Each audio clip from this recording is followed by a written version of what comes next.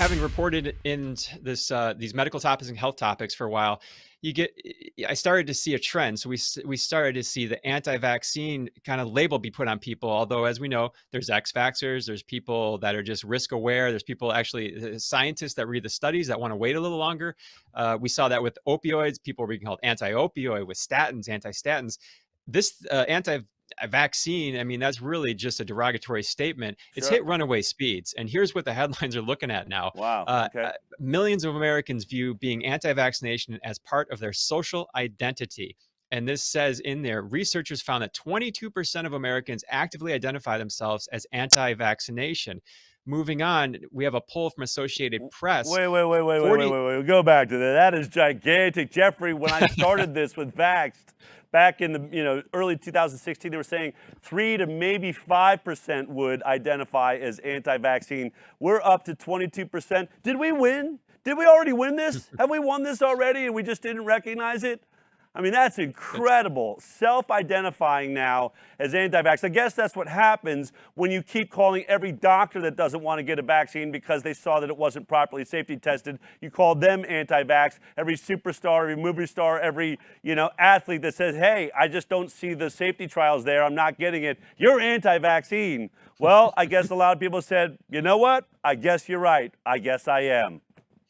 And again, when you really start digging block. down and exactly, and talking to people that had these experiences, talking to researchers, scientists, doctors, as we do on the show, you realize it's a derogatory term. And the fact that these researchers are continuing to use this to push research to talk about these type of people, this group, this cohort, it's really just, they're shooting themselves in the foot. But why interrupt someone when they're making a mistake, I guess. And here's Associated Press. Okay. It gets even more interesting. 46% of unvaccinated say they will definitely not get the vaccine. So it says here, the Associated Press NORC Center for Public Affairs Research poll reported that 46% of the unvaccinated said they would definitely not get the vaccine, and 29% say they will probably not get the vaccine. Only 7% of those who are not vaccinated said they definitely will get the shot. That's 75% essentially, if you add those together. Of half the country. I mean, basically, we're right around 50% didn't get this vaccine. Half the country, 75% of the remaining are just saying, yeah, no way. Which is, and it's just those damn privileged, highly educated people in this country are just not getting it. So offer them some free donuts and fried chicken and a lap dance, and that'll fix the deal, right? It's not working though, and these things are not happening. And that's the other headline that goes along with this is $1 million lotteries fail to cut through vaccine apathy. And apathy. So we've seen, that's what it is.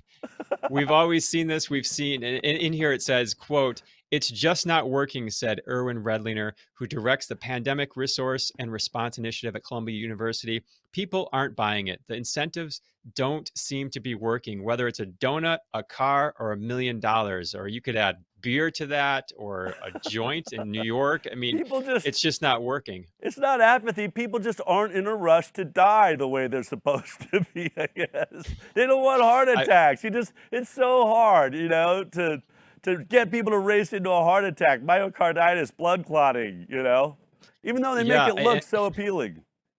And I'm not sure. I mean, it's still an emergency use authorization product. That seems to always be left out. This is a medical experiment still. We'll have a different conversation when this thing gets approved, if that ever happens, but it's not. So the fact that people are scratching their heads and going, why? Why isn't this happening?